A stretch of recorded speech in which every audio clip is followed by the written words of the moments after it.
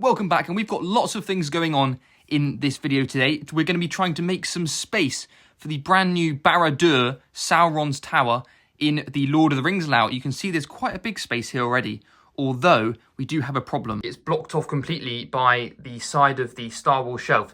So when you actually walk in the room, you cannot see this part of the shelf. Obviously, I don't want Barad-Dur, which is one of my biggest sets, most impressive sets, to be hidden away there by the shelf.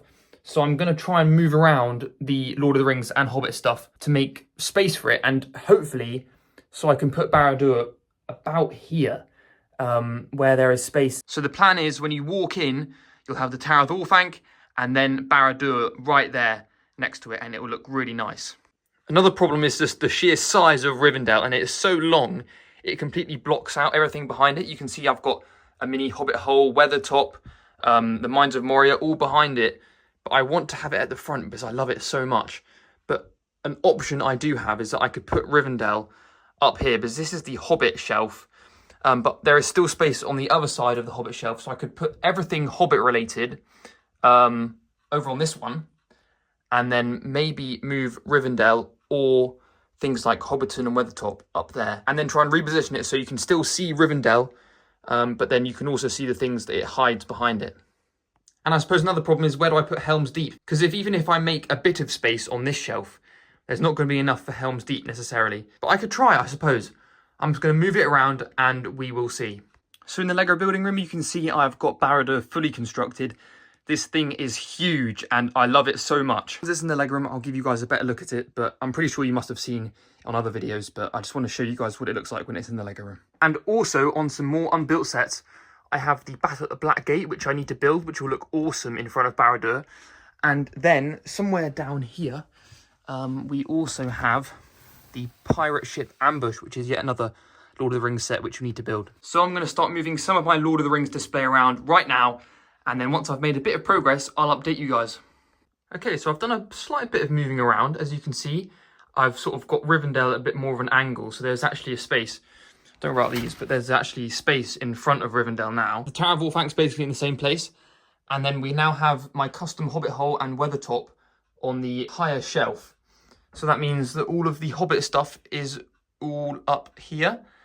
And then there is now space for Barad-Dur, because I moved Helm's Deep over to this side. But something that does slightly annoy me is that the way I've got it displayed here isn't in the right order for Middle-earth, because we have Helm's Deep at the far east when it should be Mordor, as you can see on the map, and then Hobbiton and Rivendell needs to be in the west where it is right now.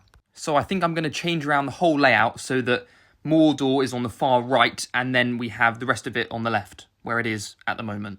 So what I think I'm going to do instead is move the two Lord of the Rings shelves over to the left, so that the Disney Castle shelf was now in that section. The only problem is that you can't see it, so the Disney train station will be hidden by the Star Wars shelves.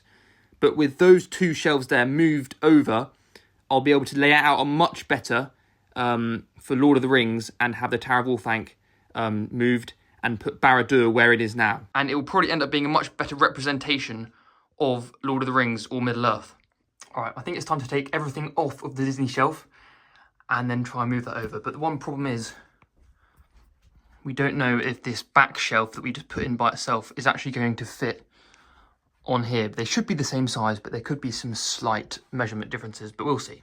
So it has taken a few hours, but we have finally moved both of the Lord of the Rings shelves over and also the Disney Castle shelf over to the right, and it looks incredible. You can still see the Disney Castle on that shelf, although the rest of it is cut off by the Star Wars display.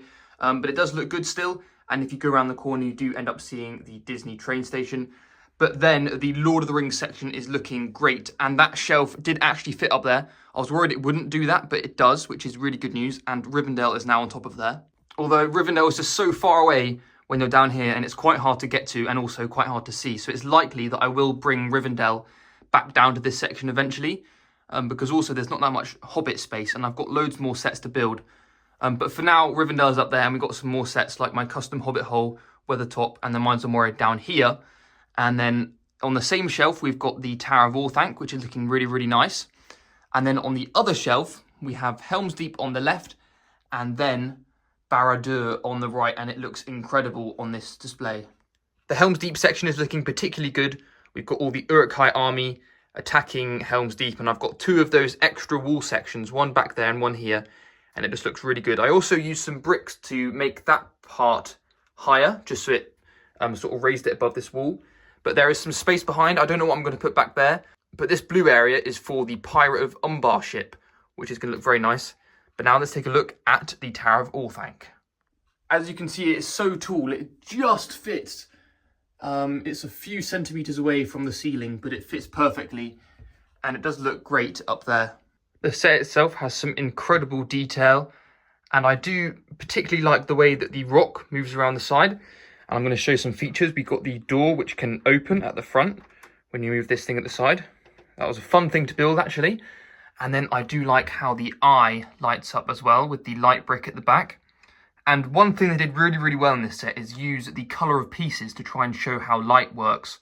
So you can see it looks like the eye is all lit up just with the colour of the bricks. And also the colour of the lava lights up the rocks at the base of the build. And overall, I think this set is incredibly detailed and impressive, and it is an amazing addition to this shelf. And it's definitely an upgrade from the way that they built the Tower of Orthanc, because this build process was a little bit more boring, I'd say, for this set, just because it was sort of all black pieces just going straight up. But this one has a lot more detail, and that's probably just the nature of the tower in itself, but this was definitely an amazing set to build. I also added a few of the important minifigures out the front, and then we've also got Frodo, Sam and Gollum on the little display piece here. And on that top shelf up there is all of the Hobbit sets that I have at the moment that are built.